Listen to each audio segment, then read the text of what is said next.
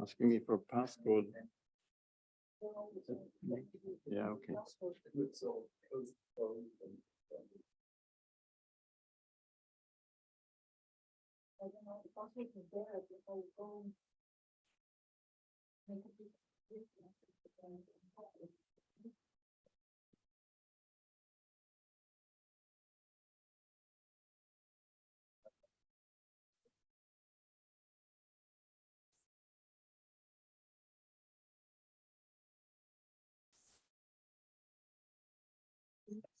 The meeting ID I need also.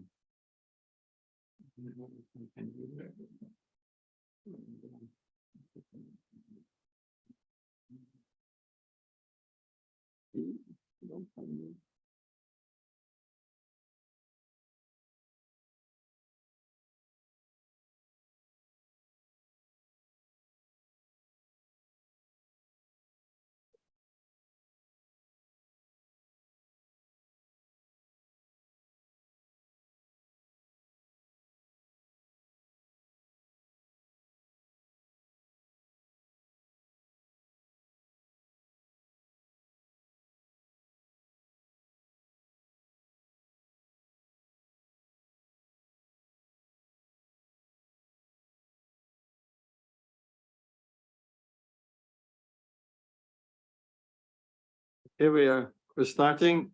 I don't know how many people are joining us online, but I think quite a lot. So we had nearly 300 registrations. Okay, we know that most of the time, not everybody shows up. Maybe 1/3 or half of them will show up. But we also have a room here where I see at least 20, 30 people. So that's fine. Warm welcome to the debate today, the ETUI debate on the EU's reform plans for its electricity market.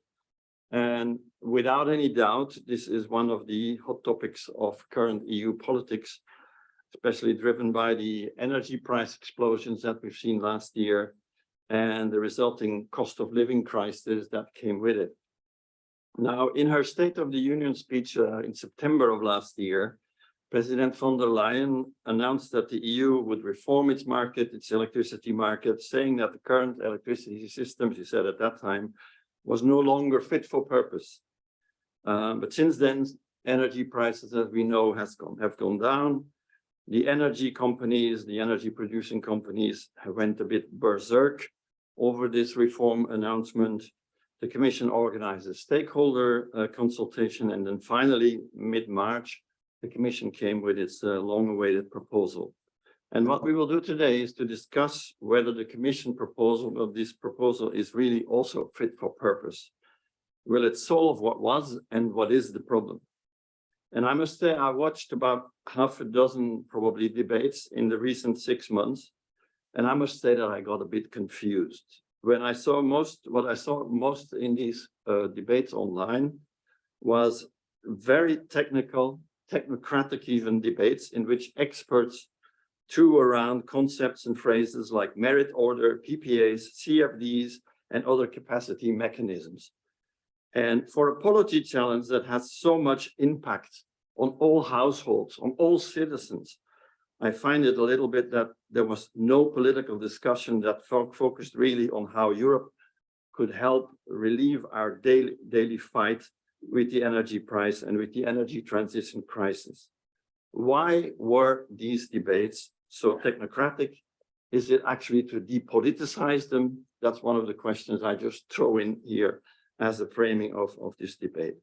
So we'll try to do a different bit of a framing here. We'll look at the social aspects, we'll look at the social dimension, but also the ecological side of things. And there will be questions from my side and hopefully also from yours, I hope, in that direction, which doesn't mean that we cannot use some of the terms and some of the concepts that have been thrown around. It's of course also important that we know the details, but you will have to tell us later if we succeeded in framing it this way. Now, we have 5 panelists today, of which the majority, unfortunately, is female, which doesn't always happen in these kind of debates. So I think congratulations to the ETUI to be able to do that. And we'll start with a short 15-minute presentation by the European Commission. Alexandra Baranska next to me is a policy officer, as far as I remember, at the European Commission in DG Energy. And she will kind of explain to us why the electricity market was no longer fit for purpose and what the concrete proposal is to tackle that issue. And then we'll hear 4 speakers and their comments and feedback on the Commission plans. And hopefully in the last 30 minutes, we'll have your questions, your comments, and we can debate a little bit more. This will be either in the room, questions can be in the room, or actually they can be put online in the chat. And my colleague who is here, Kalina, will then pick them out. And of course, we can probably not use all of them, but she will pick out what she thinks are the most relevant, the most interesting questions and bring them then to the discussion. Okay, so we start with Alexandra. Alexandra, you have like 15, maybe 20 minutes to explain a little bit what the problem was and how you are trying to solve it. Many thanks for the introduction. It's a great pleasure to be here. And I think that I have a short briefing, but I think I will need to put it into a bin because it's full of jargon as CFDs, CRMs, and PPAs. But I'll try to simplify and explain to you what was, first of all, our starting point and our thinking, the thinking behind the proposal that was put forward on the 14th of March. What are the main building blocks of the proposal, and what are the objectives that we are trying to achieve? So maybe how it all started. So we all know that already in autumn 2021, prices started going up significantly. This was due to post-COVID economic rebound. It was due to first scarcities on gas markets. And then the situation only worsened after the start of the Russian invasion in Ukraine. And then indeed prices skyrocketed, and what we saw that immediately this had a immediate very negative effect on everything, on all aspects of our lives. So on households, on SMEs, on large industry, on the EU economy as a whole. And then the Commission started acting very quickly. So there were a set of different measures that we adopted. There was a toolbox that was aimed at member states providing support to households and small enterprises. Then there was our communication. There was other emergency measures that we adopted last October that also were meant to relieve the situation very quickly and to support especially households, vulnerable customers, but also companies. And indeed, during this crisis, we often heard voices that the electricity market design as it is now doesn't work, that it should be changed, it should be completely revamped. And then we started reflecting. We met with many stakeholders. We discussed it with member states. We also launched a public consultation where we asked many questions, very open questions, because we said, okay, we need to look into all options that are out there to see if there's a real need for a change, and if yes, in what direction. And actually, the feedback we received from different stakeholders, from the public consultation, from member states, was surprisingly positive towards the functioning of the current market design. So, and also this is what our assessment showed, that the market design actually worked well, and it actually delivered over the past decades. So we all benefited and enjoyed affordable electricity prices, security of supplies, and we're also on the path to decarbonization, meeting our green targets. And even during the crisis, so even though the electricity prices went up, so we were a bit unhappy when it came to paying our electricity bills. Still, there were no moments of blackouts. So even though there was scarcity on the market, we were safe. But indeed, during this public consultation and during our reflection, we admitted that there were indeed some shortcomings, that need to be now addressed. And so first of all, the fact that consumers were so much exposed to the prices that are derived from short-term markets that are influenced by gas prices or coal prices that were also very high. It's something that we should more carefully assess and maybe improve. So this is something definitely that merited some amendments. That's why the proposal that we put on the table is not about a revolution or like a complete change of the market design, but this is really more about improving what we already have in place and proposing targeted specific changes to the market design that will, on one hand, improve how it functions, and mostly having in mind that the market design should serve consumers, that we as consumers should really be able to benefit from the now green transition. So if there are more renewables in our energy mix, we should be able to see and to feel it on our electricity bills. So this benefits of the decarbonization should basically be now translated into our consumers' electricity bills. So that was our objective number one. But also what we want to achieve is to make the market design future-proof, because in the coming years we'll see massive investments in renewables. There will be lots of renewables coming to our system. So the system will be volatile. We'll see there will be price spikes because there will be moments when there's no sun, no wind, and then what do we do? Especially if we want to get rid of gas and coal in our energy mix. So there needs to be something that will come and replace this polluting generation sources. And so this is let's say, our starting point. These are the objectives that we try to pursue. And then in March, we proposed this targeted amendment. So there are 4 pillars. The first one is to improve, first complicated term, how long markets work. So long markets basically is like, it's a longer time horizon. It's not what is happening on the market today, but it's beyond, it's even like next month, next year, 10 years time perspective. How to improve how this market functions so they protect us consumers better.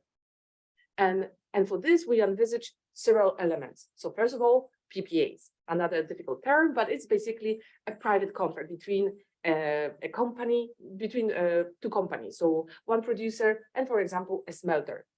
And they enter into a private contract, and where they agree on a certain on a delivery of a certain volume at a certain price. So both actually parties are happy. They are safe because one is certain of the price that they will receive, and the second is certain of the output that will be sold at a certain price. So this is one solution that we are proposing to promote more, and so we are already incorporated some incentives in this proposal. For example, if there is no market for such private contracts, that perhaps a state could step in and provide guarantees to the parties, so they are more willing to enter into such contracts. A second, another difficult term, two-way contract for difference. Basically, this is like this is a different type of contract that is concluded between a state and a company, an energy producer, and it provides for maximum revenue that an energy producer can receive, and a minimum revenue that they can obtain. So they are also protected. They are happy because they have the minimum revenue that will cover the investment cost. But at the same time, if prices go really high, like what we saw in the past months, then there will be a cap on the maximum revenues they can receive.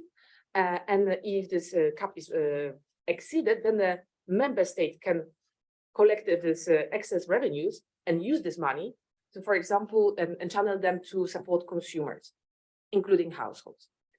And the third element, we also want to improve how forward markets works. So it's like a insurance for different actors on the energy markets. For example, often risk producers, they enter into hedging, into this insurance contracts to make sure that to basically cover the risk on the markets. That as I tried to explain, are a bit unpredictable and will be even more unpredictable. So to make sure that there are more hedging opportunities, we are also trying to make these markets more liquid, so that there are products that these insurance products that they can use. And the second pillar is how to incentivize the phase out of gas, how to better integrate renewables into our energy mix. And this can be done by promoting the rollout and deployment of demand response. So what we as consumers can do at the time of high prices, or companies can also do to reduce the consumption, to shift the consumption, and also how to, for example, incentivize energy storage, which will be crucial if you want to phase out gas fired generation, and we want to have a more flexible system. There are also many more technical aspects that I'm not going to enter into details, but these are the main elements of this pillar. And the third one is we want to protect better consumers. We want to empower them, because also when we think about electricity markets, normally there's like a triangle of principles. So we talk about sustainability, security of supply, and consumer protection. So in previous reforms, we rather focus on the green elements, so that our energy systems should be more sustainable. But today we put the consumer at the heart of the reform. It's really that we try to remodel the electricity market design to protect better consumers, to give them more rights, to put more safeguards, so that in case of another crisis, they don't suffer. They are better prepared, and they can also react. So it's also the reform is also about empowering them, to activating them, so they also become more active on the market. And can, for example, this could be done by promoting energy sharing. So if someone has solar panels on his roof, then now it's much easier to share this electricity with his neighbor. Saying like, for example, if we have we can have enter into 2 contracts with a supplier, one for our normal consumption, and second one in case we want to charge our electric car, and then we have a different supplier. We can also, for example, under our proposal, ask for a fixed price contract with a supplier. Now there was a tendency to have rather dynamic price contracts. It's still possible, but now you can actually choose to have a fixed price contract. Perhaps it will be more expensive, but you will be certain of a price that you are going to pay, and you will not face this unpredictability. So this is the third element that we are proposing. And the last one is better market monitoring, surveillance. We are also amending not only the key purely energy legislation, so electricity directive and regulation, but also it's called REMIT regulations, about market transparency. So for example, if they are in case of potential abuses or market manipulation, there will be we are giving more powers to member states and to ACER, so it's a independent European body that could investigate this kind of abuses. So and this 4 pillars, they form a comprehensive package of measures that should normally improve the functioning of the market design. And it should also make it future-proof. So we are better prepared for accelerated decarbonization of our energy mix. We should be also better prepared for next crisis if it comes. And consumers should actually become more active. So overall, the system should be more fair and just also for consumers. And as I said at the beginning, the consumers are really put at the heart of this reform. And other than that, I hope that it was more and more or less digestible what I tried to explain. It is true that the proposal as such is very important, but it is also very, very technical.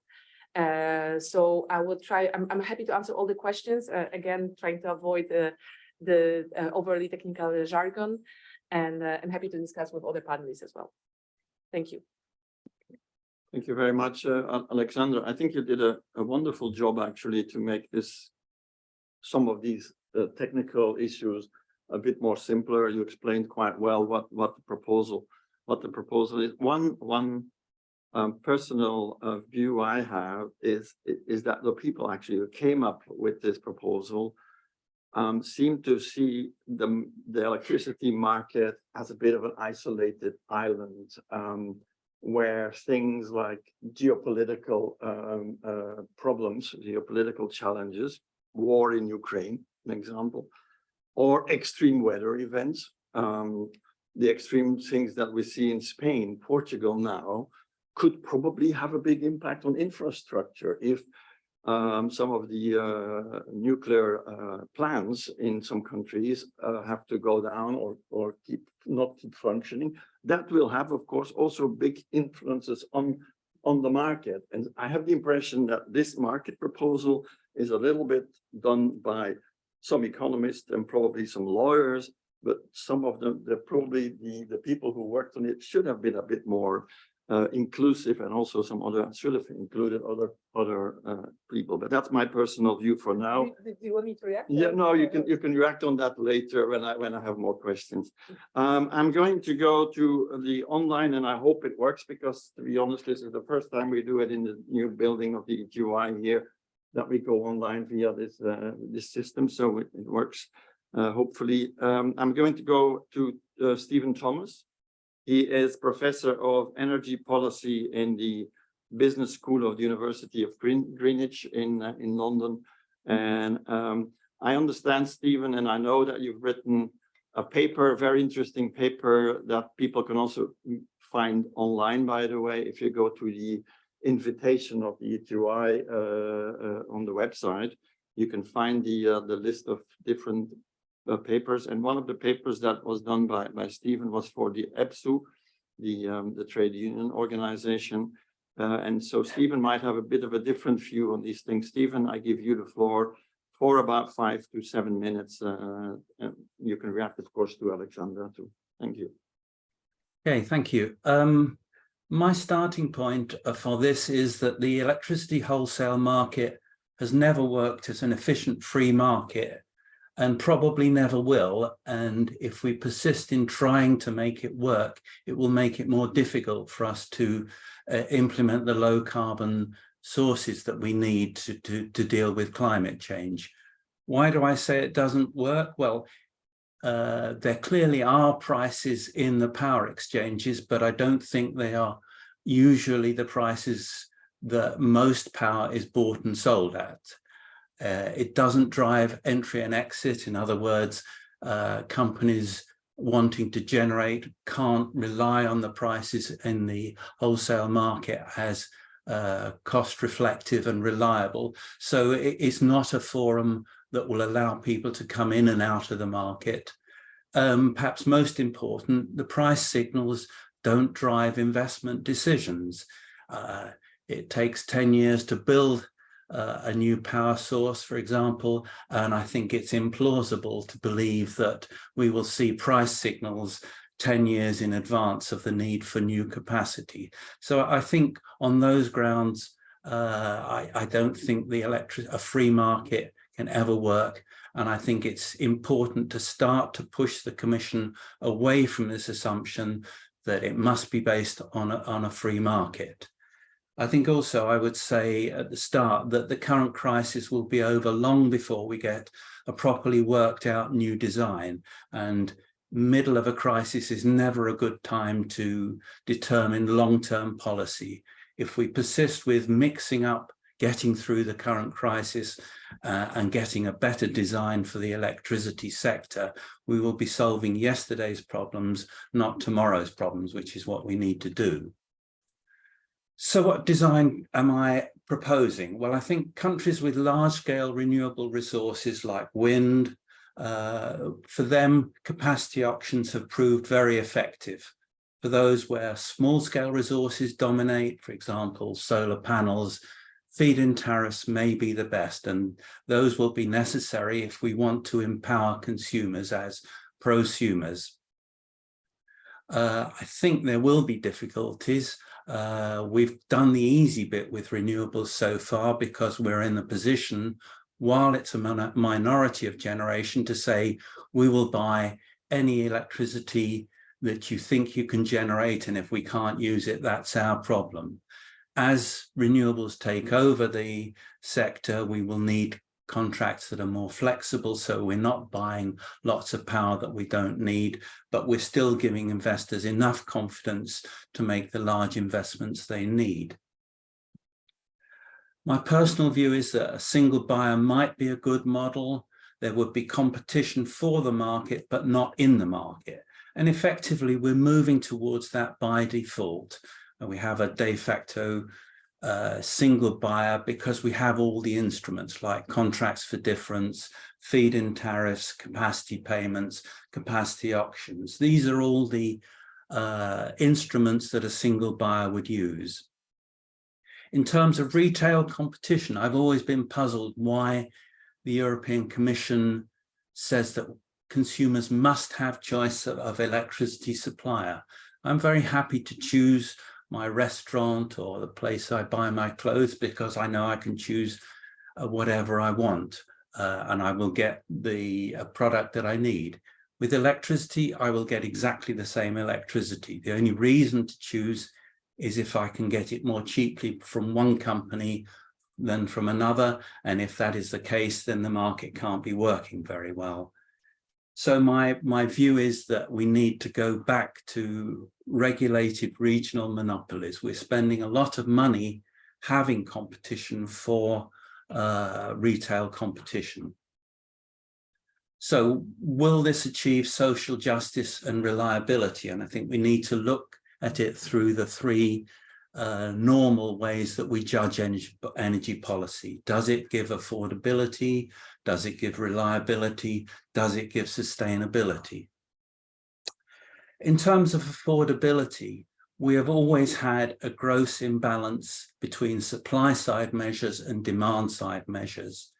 And we have the gross misallocation of resources because demand side measures are judged on, say, a 30-year basis, whereas demand side measures are judged on a 3-year basis. So we need to get rid of that imbalance. And I'm increasingly frustrated by reading documents from governments, from the European Commission, that have grand statements about energy efficiency targets. But when I look at the measures that will implement them, I find there is nothing there. And I think we need to start holding policymakers to account to say exactly what are you doing to make these grand statements actually come true. What we need is to adopt the least cost planning philosophy, which basically says that consumers want the service, they don't want kilowatt hours. And if that means that if it's more cost effective to give a consumer an energy efficient fridge, it's more cost efficient than building new capacity to power that energy efficiency fridge, so be it.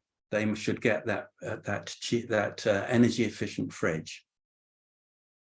In terms of reliability, then supply crises always tend to trigger calls for self-sufficiency and diversity, tend to look in on ourselves.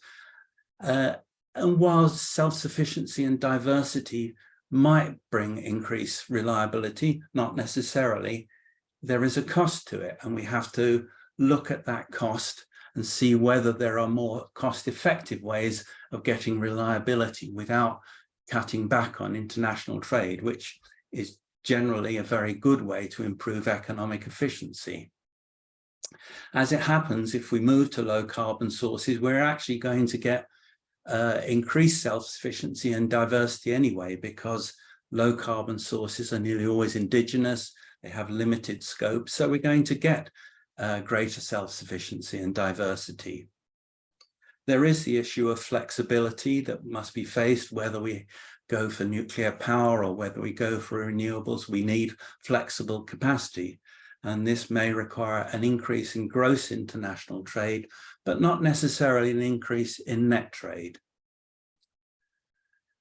What about sustainability? Well, I think the development of costs of renewables has been absolutely remarkable, and costs have fallen dramatically in the last decade. For example, in Britain, the price of new offshore wind projects is a quarter of what it was 8 years ago. I mean, these cost reductions can't go on forever, but they still seem to be happening. There are other options for the future, such as concentrated solar power, wave power, and tidal power, which may become commercially viable. But if we want to test whether they will do, we need to make sure we're giving them the development funding now. My personal view is that nuclear power, carbon capture and storage may be too expensive, but that's a personal view. So finally, my conclusions are that every country has its own unique set of resources, so we need to go away from this one-size-fits-all philosophy. We need to produce market structures that will fit the resources and the political history of a given country. I think the Commission wants to fix the market so it continue to require countries to rely on competition, and we need to start exerting pressure on the Commission to start looking away from competition, because it's not going to be the answer for the problems we have in the electricity sector. Thank you. Thank you very much, Steve. I think you've shown quite a few challenges to my neighbor here, to Alexandra, and I hope that she can reflect on some of them and hopefully answer them later. I'm now going to go to the next commentator. That's Aislinn Dilster, who is a researcher, a PhD student in energy economics at the Belgian University of Ghent. By the way, also my own alma mater. So very happy to see somebody from the Ghent University here. So Aislinn, you have written also a small paper on this issue, and therefore maybe also some comments. You can react to Alexandra. You can also react, if you want, immediately to what Steve said before. So floor is yours for 5 to 7 minutes. Thank you very much. Indeed, I have co-written a white paper on the functioning of the electricity market together with some colleagues and professors at the University of Ghent. What we try to do is come to recommendations before the consultation was opened, to have, in the end, a more sustainable and more stable electricity market. To do that, we actually made an evaluation of the electricity market and its different elements. So we tried to see it as a puzzle and pieces that were fitting together and were not fitting together. And that might be actually a different way of looking at big concepts that might be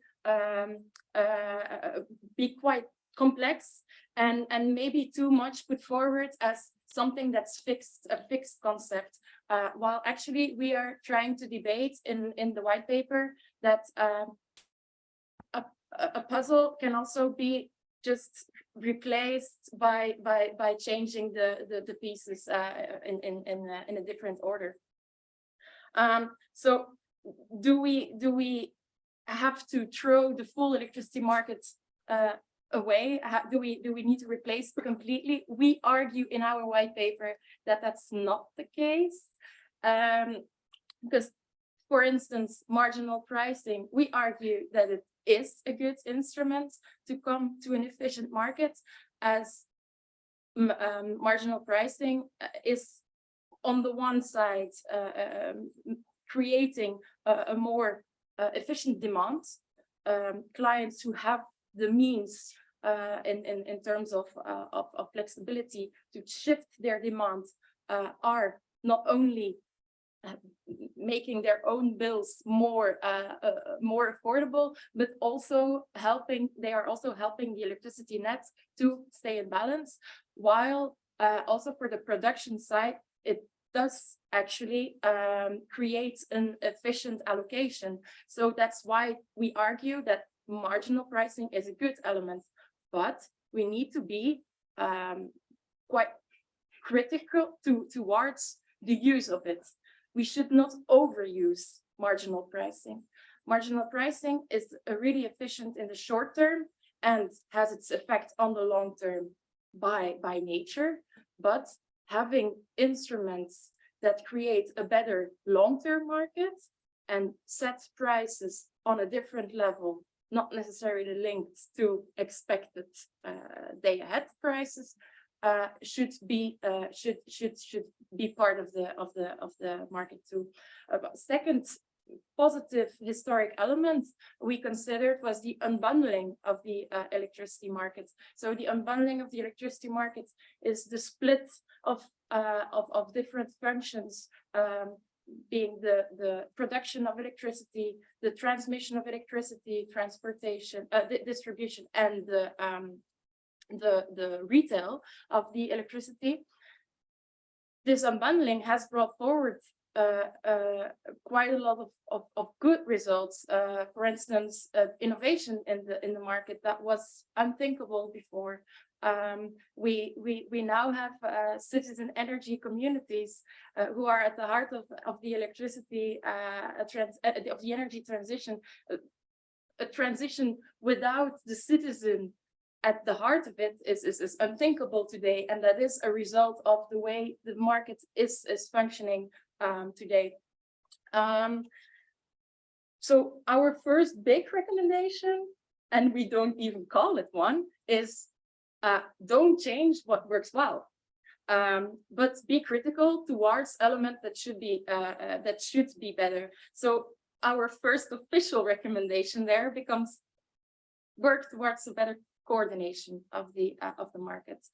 A better coordination on both European and member state level is very, very important. I can't stress it enough. I heard Professor Thomas already talk about not only setting goals, but also thinking, how are we going to get there? How are we going to implement this?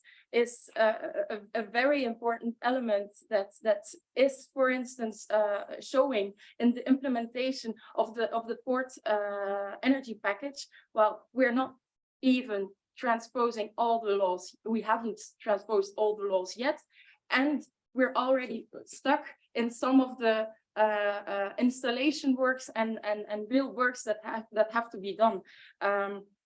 So that's one big element, but also a long-term vision for the electricity markets is really important, and that's especially important to leave no one behind. It's again a big sentence to throw with, but there is different groups within the market, and I consider myself quite privileged being able to understand what's happening, and when something new happens, I can jump on it, but not everyone is following all the new evolutions.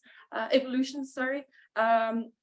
So we need a better guidance there, and also a better long-term planning on the whole of the market, and that from different government levels.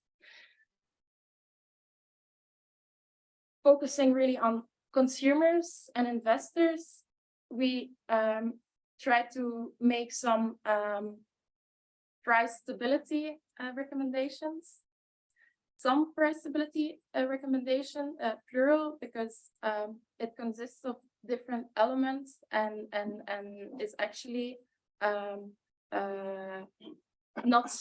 there is not one best option when you're talking on a European level.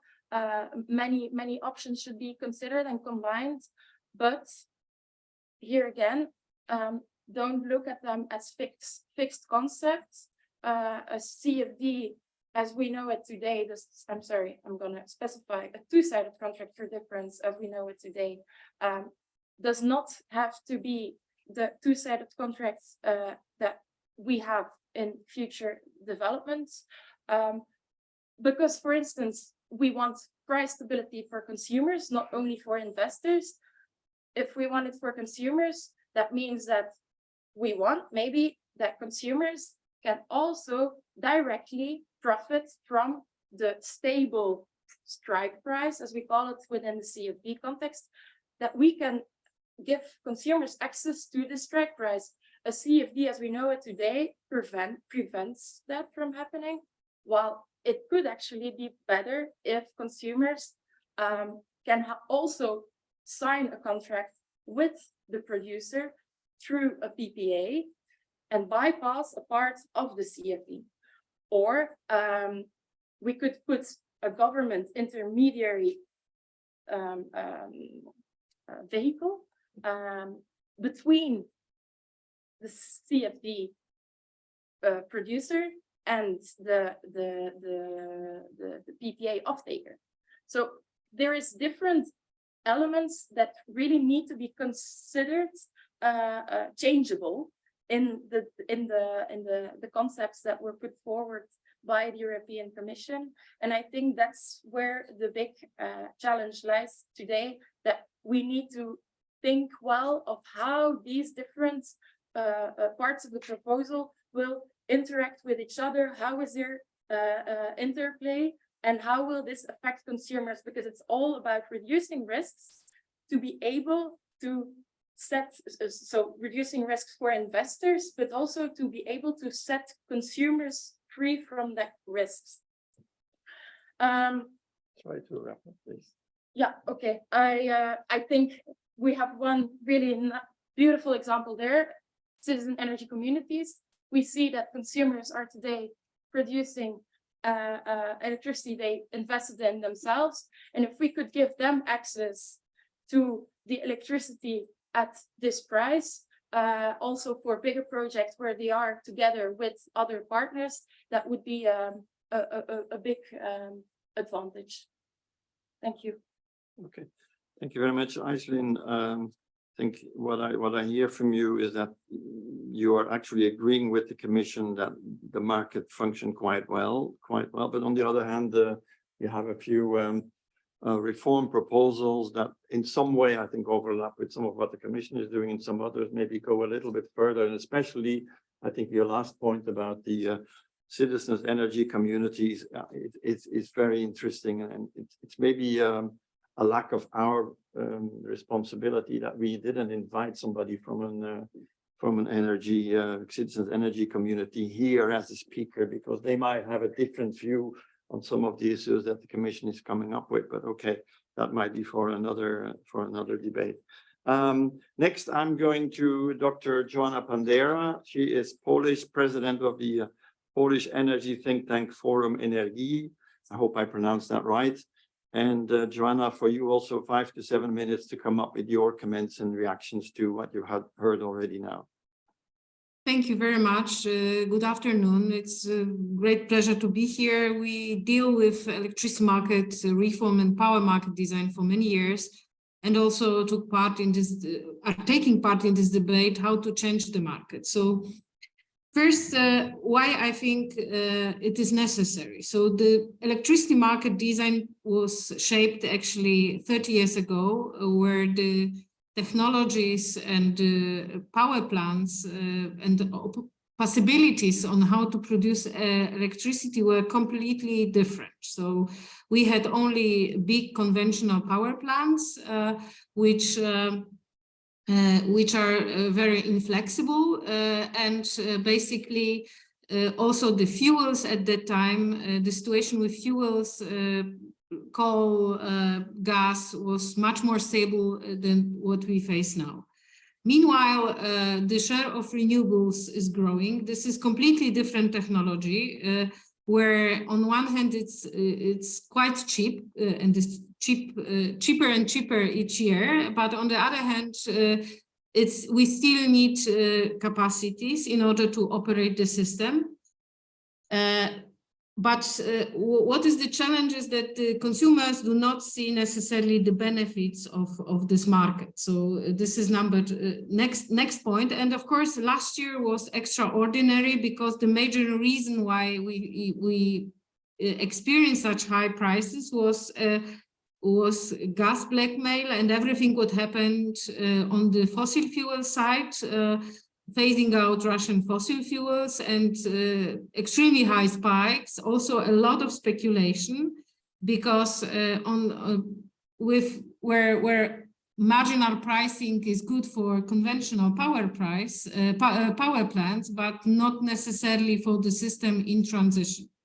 So this is, I perceive the proposal of the Commission as very moderate and very cautious. I think we need much more discussion on how to shape the system. In my view, this discussion is generation driven. So it's I have the feeling, and actually I'm convinced that this entire discussion about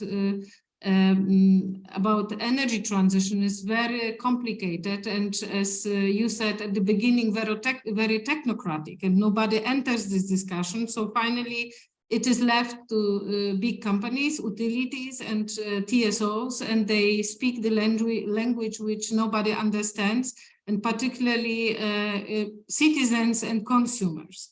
This is why, by the way, yesterday, together with some colleagues from different universities and also Bruegel, we proposed that on the European level, we need a new opening, new access to information, because it's too complicated.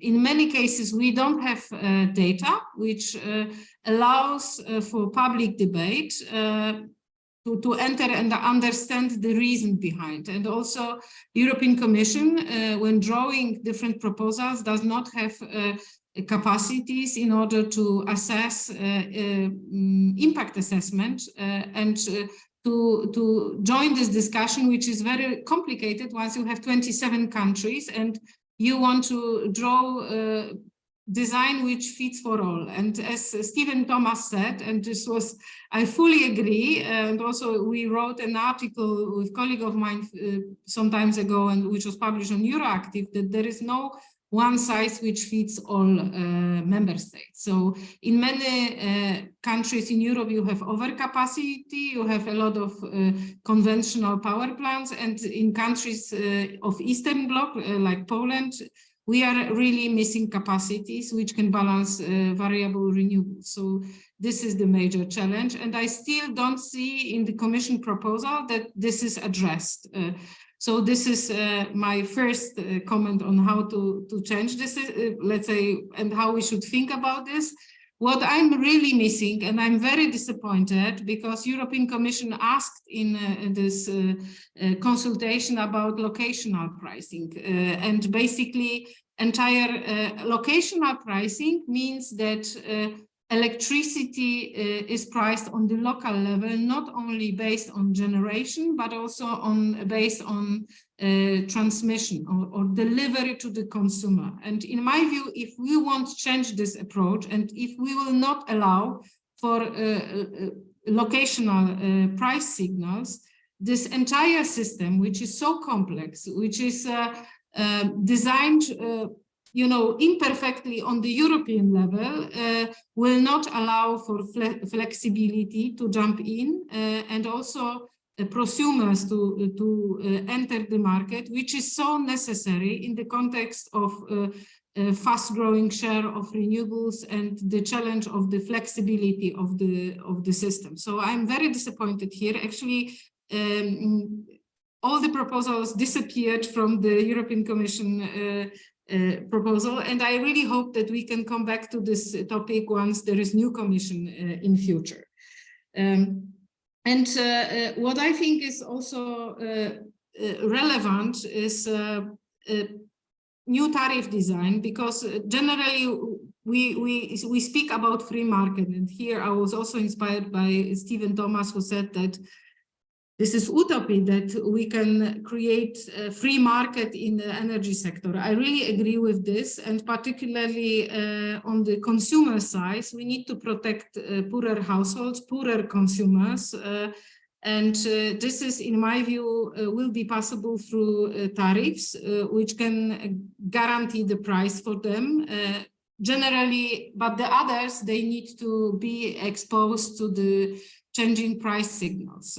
So because otherwise, once we face a problem and the prices are high, we will miss investment which are needed. It's not only big conventional power units. By the way, in Poland, there is now an attempt to invest in nuclear power plant, which is very difficult, very expensive, also coal-fired power plants, gas-fired power plants, and nothing actually fits to this situation in the market. So we will be missing also conventional investment.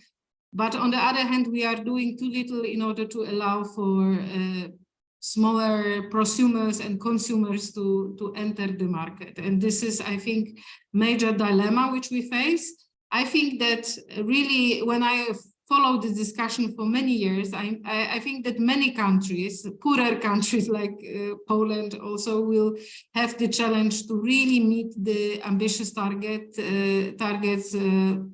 because of different reasons. So energy transition will not be only, and I believe that consumers, households, but mainly industry, will need to jump in and also do their own generation, because otherwise the big system will always offer them the price which is just too high compared to the new technologies which we are faced.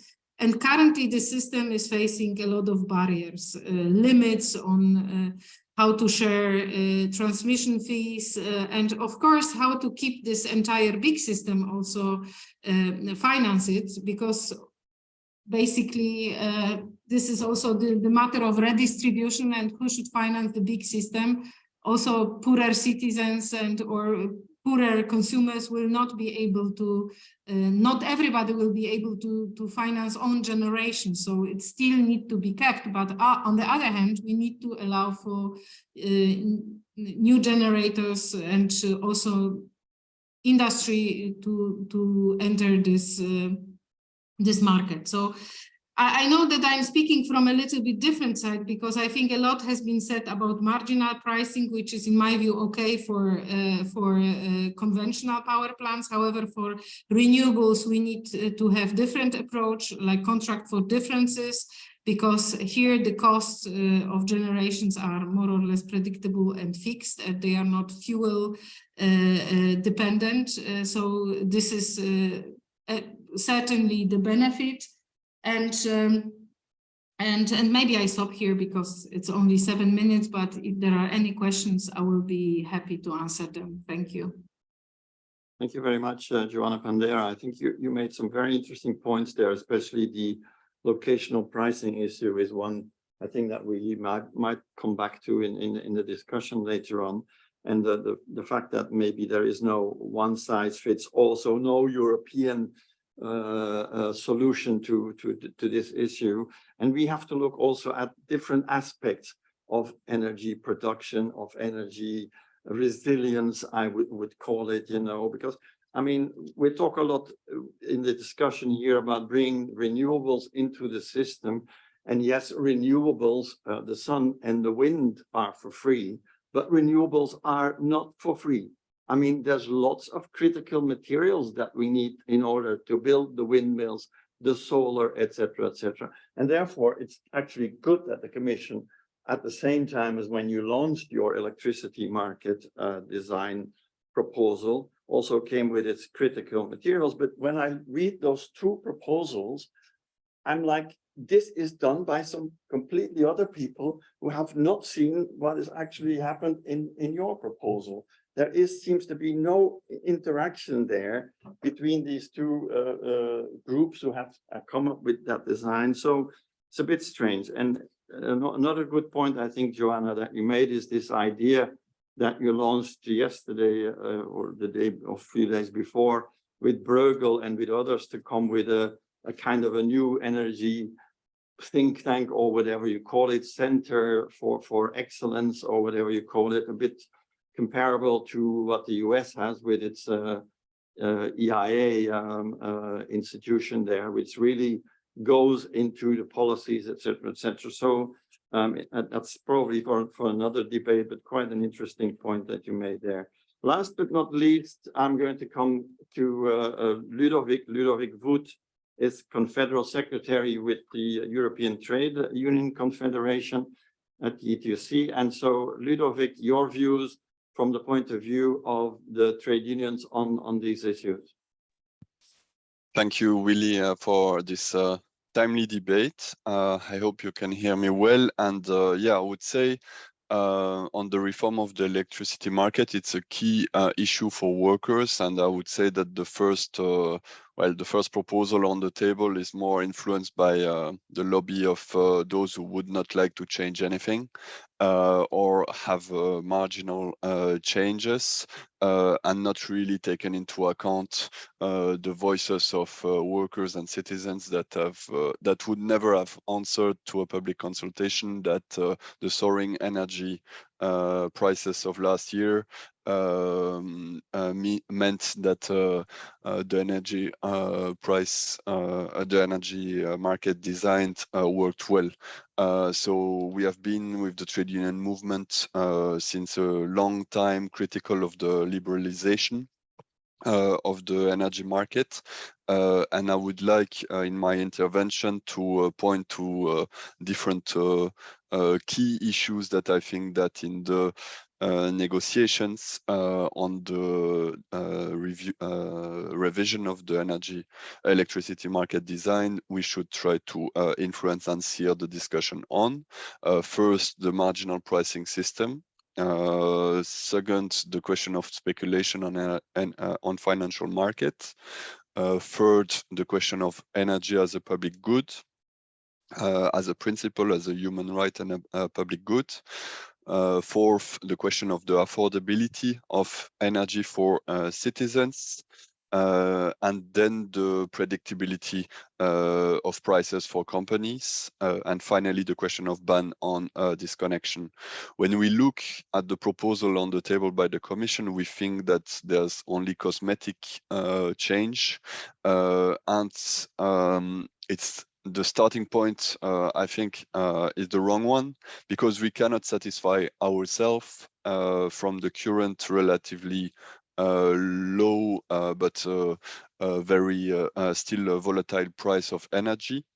For consumers, the energy prices are still high, and the factors that made the variation of price in this winter goes down might change. So the full gas storage is something that is not sure for next winters. The reduction of consumer demands was mostly led by fear of not being able to pay for the energy bills. The drop in this industrial production is not really a positive signal. It made, of course, that the energy savings of 50% was possible at European level, but for workers it meant also partial unemployment in a lot of industries with loss of income. So I would not satisfy myself from the drop on industrial production that led to the diminishing of the price. And then the clement weather that we had this winter is not really a positive signal neither, because of the challenge of global warming. And these challenges makes that it's not really sure that by next winter and next winters the prices will not go up again. So this means that we need to go further and have a more really important redesign of the market. And their first proposal of the trade union movement is to change and get rid of the marginal pricing system. We think that we need to decouple the pricing system, the electricity pricing setting mechanism from gas prices, because it's also a it disincentivizes fossil fuel phase out. It's an important measure that has to be done so that the prices are more in line with production production cost, and that this does not lead to enormous windfall profit that we have seen last year. Second measure I think it needed is also quite important. It's to act on the speculation that leads to this price increase, and nothing is really proposed in this regard. An emergency brake against over speculation was proposed last year, was adopted last year by the EU institutions, but it would have never been active even in August when the price were so high. So it's important, I think, to integrate in the reform of the electricity market also tools in order to make sure that energy companies do not speculate on an essential good. This leads me to the question of energy as a public good. We feel that it's important here also to really push to consider that at the contrary of liberalization of energy market, we need to create a proper right to energy for citizens to ensure access to affordable energy as considered as a human right and not a market commodity, because workers, citizens cannot transfer the price increase, they have no pricing power. Companies, when there's an increase of prices, they can increase the price of their services or their goods, even if with difficulties, of course, for a lot of them when the prices are high, but that's not the case for citizens. They have still to pay their bills. So predictability, if the only result of the revision means predictability for consumers. Predictability, if you have to pay 400 euros a month, is not sufficient. We need to consider energy as a public good. So there, I think it's important to say that member states can regulate prices, that we can have also a single buyer model, publicly owned entity that would purchase electricity from generators. This could also be considered as a possibility. And then the question of affordability of energy for citizens, we would like also to investigate the possibility of ensuring a minimum floor of energy for citizens, which would benefit low and middle income households and tenants, because there's often an over focus on the difficulty for the most vulnerable, but most vulnerable is often in a lot of countries only the 20% of the most of the poorer in the countries, and we have seen last year that it's a vast majority of the population that suffered from soaring energy prices, which fueled then the windfall profit of energy companies. So it's important that a right for energy is at affordable price, is available for low and middle income household, but then also that price disincentivize energy waste for high-income household and landlords. It's important to link, of course, the question of prices of energy to decarbonation, so that what we put in place can accelerate decarbonation, but that's not enough, because the electricity demand in the next decades might increase, and if there are days where decarbonate energy is not sufficient in the market, if nothing has been done to stop speculation, if nothing has been done to put a minimum flow of energy for citizens and for companies, then workers and their communities will still be faced to high prices, even if this energy is decarbonate. So it's important to have both objective in mind, decarbonation, but also affordability of energy, be that energy decarbonate or not. To conclude, I think it's important also to recognize that I would say the main improvement of the Commission proposal is the question on the ban on disconnection. I think that's an important point, at least even to reinforce. It should not only be to member states to protect people against this disconnection. It should be prohibited at the source to disconnect citizens and companies. And finally, for companies, we also think that we need predictability of prices for companies. So there, it's clear that it should be possible to have at affordable price long-term contracts with possible additional support for SMEs that might be in difficulty, but all the support that is done to companies should also go with environmental and social conditionalities in order to speed up energy efficiency, energy savings, and self-production of energy measures in order to link then this to the decarbonation of the economy. So yeah, in a nutshell, I would say it's for the moment not the ideal revision that we would have expected. We need more than a cosmetic change, and we want to ensure that energy is seen as a public good. But for that, there's still room for maneuver to try to influence the member states, the European Parliament, in order to improve the revision that is on the table, and that will be key for the next decades for citizens and companies to get affordable prices and energy that they need to continue to live in decent manner. Thank you. Thank you very much, Ludovic, and thanks to all the 4 commentators for their reflections. We have about 20 minutes left. I had hoped that we would have half an hour for discussion, but can we go a little bit over time, like 10 minutes over time? So we have still, I would say, half an hour. But before I go to the floor, and I see that there's lots of comments and questions also online, we'll try to get as many as possible in. Therefore, also, I would like to stress, if you would like to come in, try to make it short so that we can have as many as possible, and that everybody has a chance, or a lot of people have a chance to come in. But before I go to the questions and comments now from the audience, I still would like to give like 5 minutes time to you to reflect on some of the stuff that you've heard from the commentators. You pick out whatever you like. Don't pick out all the things that actually are in the same kind of way that the Commission is proposing, but we'll pick up some of the controversial issues, please, Alexandra.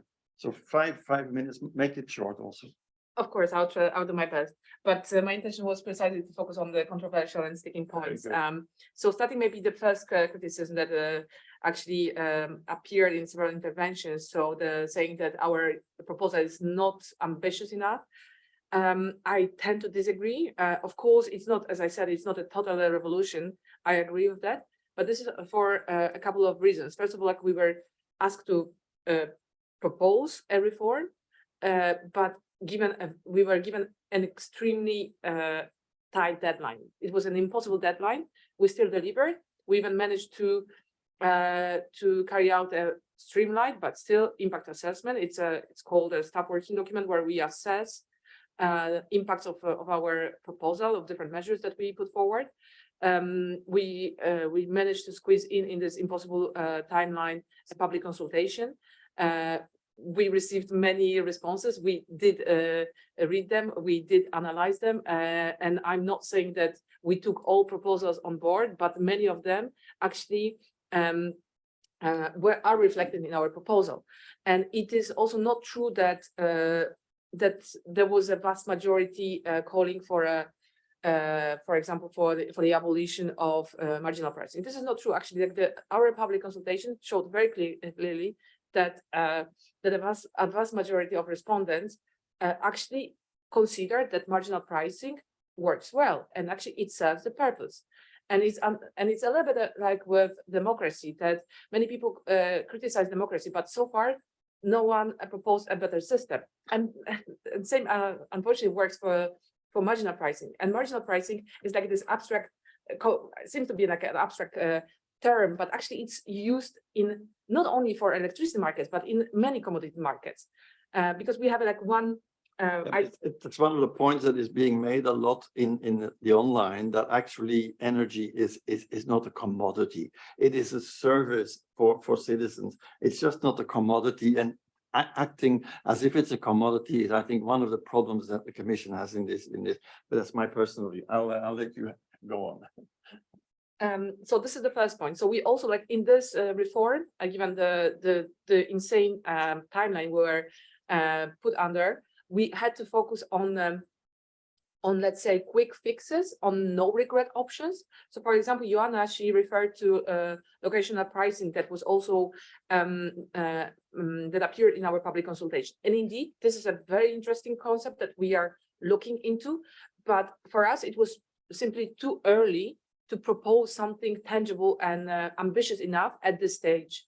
But it doesn't mean that we completely forgot about this work stream. We do work on it. There are some studies, there are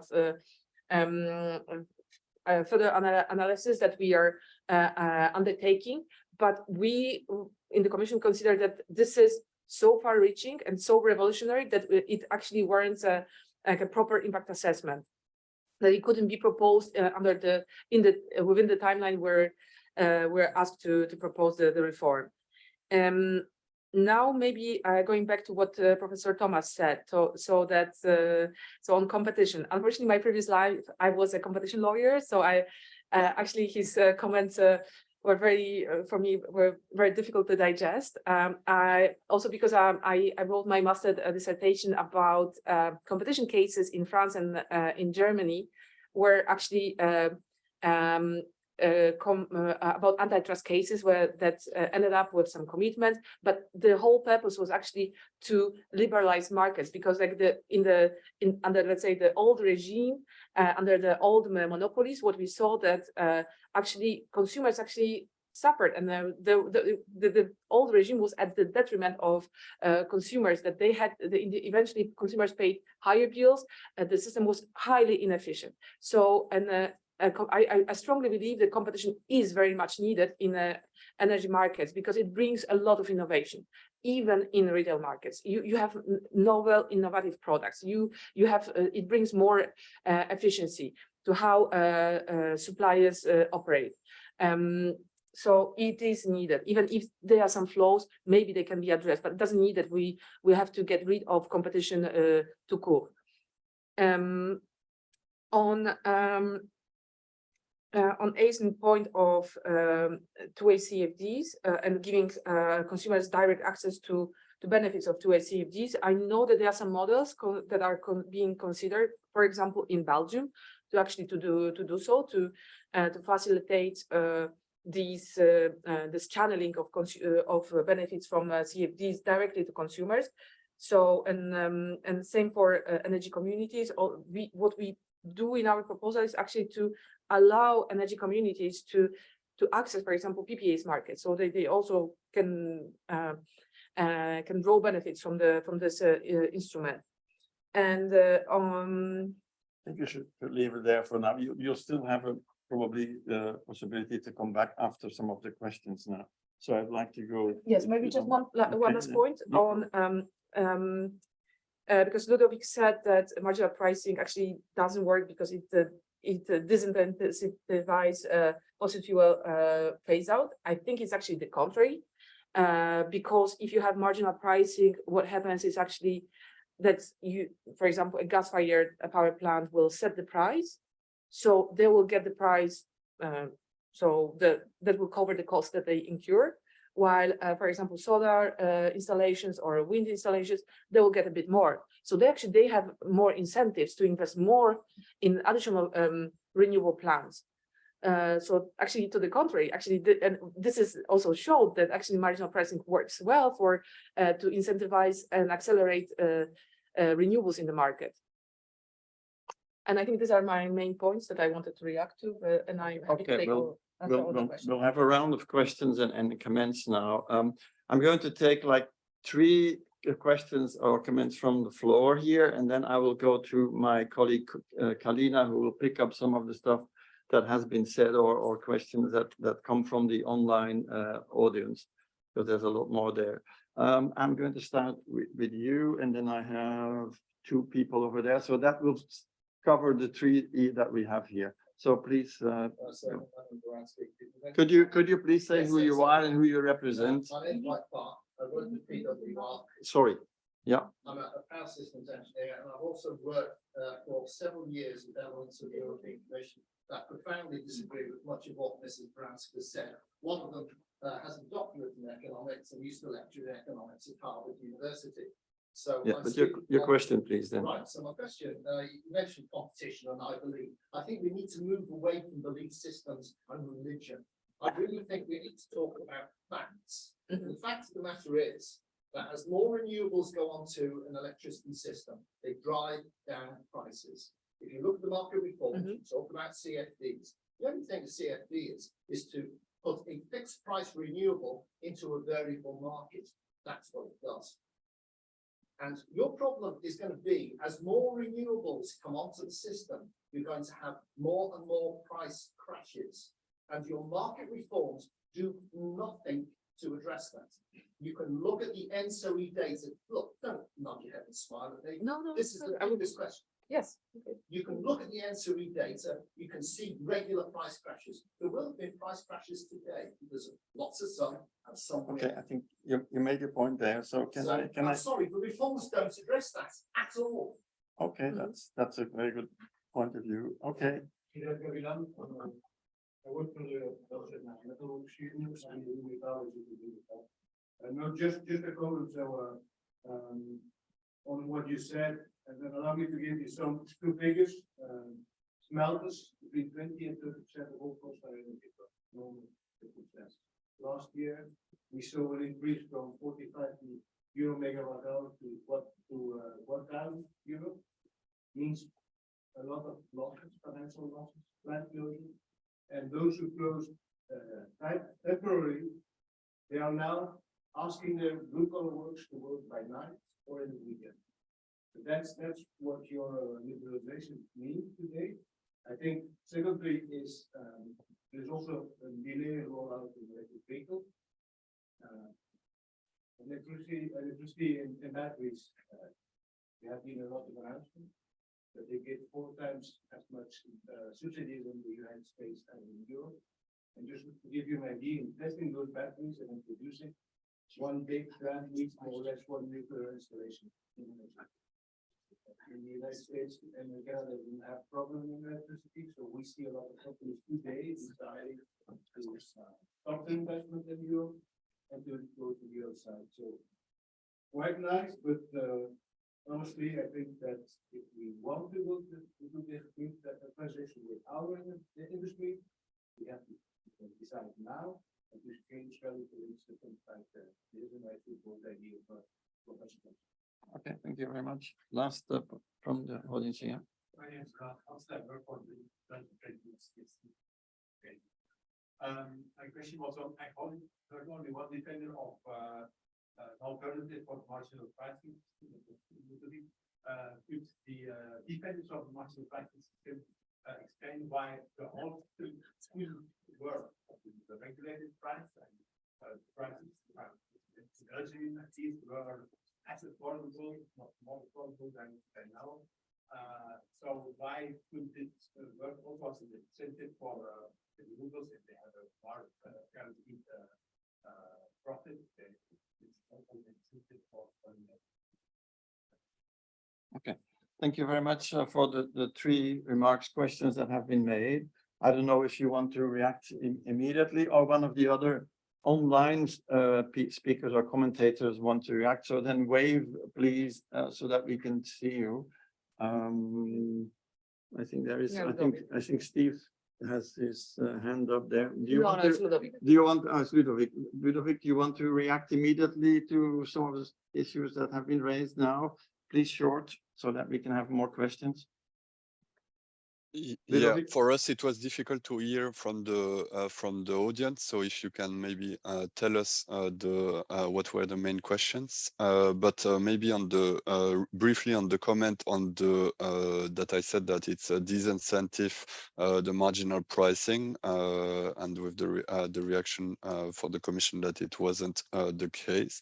I think this is the case. Why? Because the current regime makes that the price is set at the most expensive sources. So of course, if you invest in renewable renewables that cost less, then you would make a profit. But if at the end one of the sources that is expensive disappear, then you will not get these profits. So if coal is closed, or if fossil fuel also we phase out of fossil fuel, and that they are the price setter on that day, well, if they are not there anymore, in fact, there's the price would be at the production cost of the lowest energies that we would promote. So at the end, as a lot of energy companies are active in all the fields, so they are not only producing renewable, they are often they have often actions and economic activities in all sources of energies. They are in fact not incentivized to stop to work with the most polluting. Shorten. And yeah, and then to conclude, I think if we want to be sure that investments then go in decarbonation, then we need also conditionalities, because for the moment, the additional windfall profit are not invest in the decarbonation of the economy. Aislinn, you wanted to make a point? Or Just very shortly, briefly, because you call it, you use the most costly plant, and that helps and that drives investment, as I only can assume what it must drive. But actually, it's the opposite more. You always use only the cheapest plants for the demand you have. And that's the benefits, the big advantage of using a marginal pricing system for all plants that are active in the market. You don't give wrong incentives to bid at the wrong cost. You try to, you incentivize them to use the cheapest plants in the market. And when you see, like today, we see that there might be there is a difficulty to have enough investments. Well, then you have other schemes, for instance, CFDs, who come in the field to help drive investments. But I would not say it's the most expensive thing helping us to invest. Okay, thank you, Aislinn. For the online some reactions now, Kalina, can you give us an idea of some of the questions that have been asked? Yes, so you can hear me. So there were actually quite a lot of questions, but I've tried to group some of them together. I think there were quite a lot of questions that pertain to the question of participation and transparency. So, you mentioned a few times that there was a public consultation, but is there any indication of who was involved? I mean, one of the questions was, well, can you claim that it was a genuine public consultation if most of the responses were from the energy industry, for example? How were, is there a guarantee that consumers were involved? How were consumers involved? And so I think that was, and maybe the other question that was relevant as well was, where is it possible to read some of the responses of being the public consultation, the public hearing, as a sort of question of transparency and accountability? So that was sort of one set of questions. I think there were, again, a number of questions that related to this idea of energy as a public good and as a commons. And there were a few questions that asked, why not public ownership? And I think you touched on that already, but maybe it'll be nice to address this question squarely.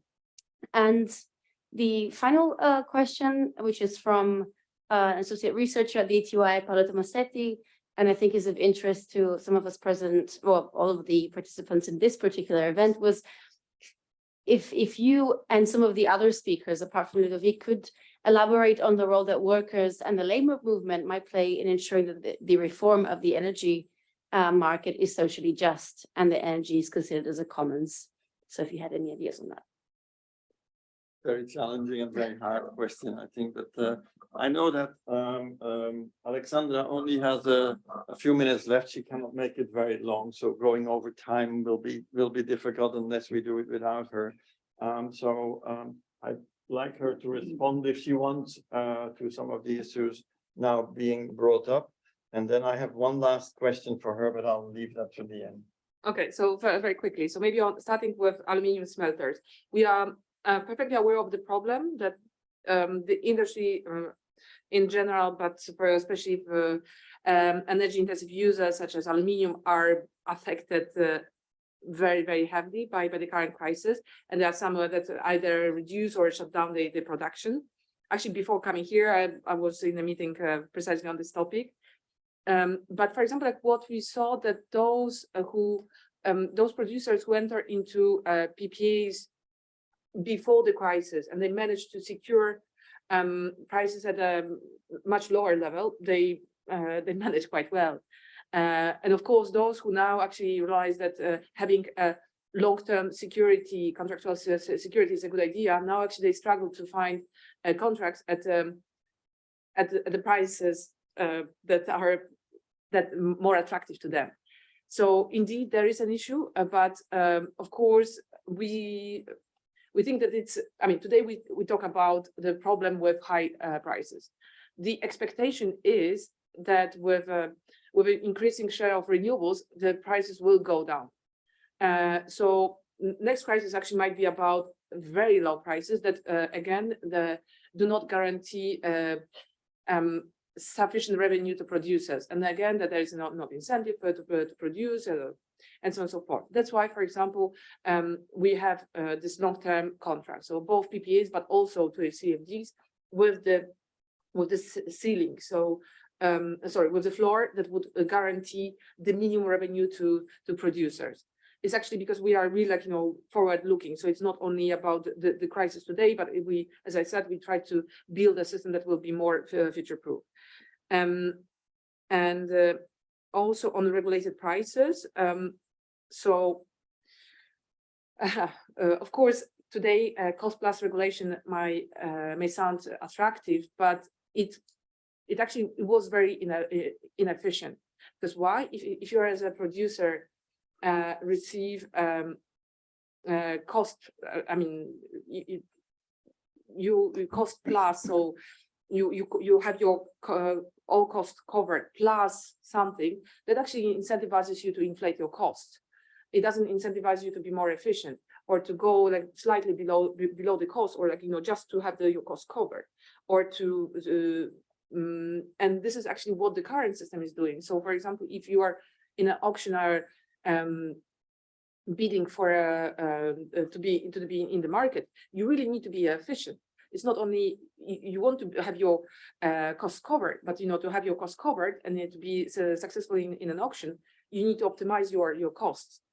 That's why the old regime is not the best way forward, because in the end, it's who will pay for this inefficiency. It will be a consumer. And just to repeat, like we agree that the current, the current market works well, but the reform actually aims at creating a buffer between consumers and producers and the wholesale market. So you actually you pay the right price for electricity that you consume. And on transparency,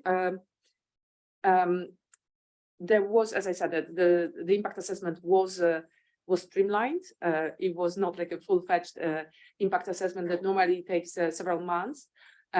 So we did what what we could. There was also there were many meetings with many stakeholders, including consumer associations. There was a public hearing, there was a public consultation, and there's a staff working document that was annexed to our proposal that actually analyzes responses. There is a summary as well. There's also a statistical overview, who participated, who responded. There are some nice pie charts, so I can invite you to consult this document. To be honest, I don't remember the exact numbers, so how many, for example, consumer associations responded or how many citizens responded. For sure, there was a very high number of Slovak consumers because there was a organized campaign. I think there was roughly 700 Slovak consumers who responded, or 500. So for sure, citizens were very well represented in this exercise. Thank you very much, Alexandra. I think you defended your position very well here for an audience which I think in general thinks that this proposal is not really fit for purpose anyway, but okay, we might still differ on that. I had one last question, but maybe I'll just skip it for now. I'm sure we are going to come back to these issues in the regular newsletter that the ETUI has on these green issues. We have a newsletter online that you can find on the website. It's called Green Deal Newsletter. You can register for that. And I'm sure in the next issues that we are going to have, we will come back to this discussion with also links to important papers from some of the professors that you've seen here or some from others, and where we will actually then continue the debate. I think in terms of next steps, the Parliament and the Council, of course, now have to decide this. I know that the current presidency wants to end this before the summer, but I think this will be very unlikely. Don't know if you have any more news on that. And we've seen some member states already reacting to it, some of them positively, some less positively, I would say. So I think it's a discussion which probably will go on still for quite a while. I would like to apologize for the online people for the poor quality technically here. This was the first time we did it in this meeting room. I think we've learned a lot of lessons, so I hope next time the online format will be better than it was now, but my apologies for that. And I would like now to thank also everybody here, all the speakers, and Alexandra and Aislinn for their physical presence, and the online speakers, of course, also. Thank you very much, and hope to see you for our next debate at another time. Thank you. Bye-bye.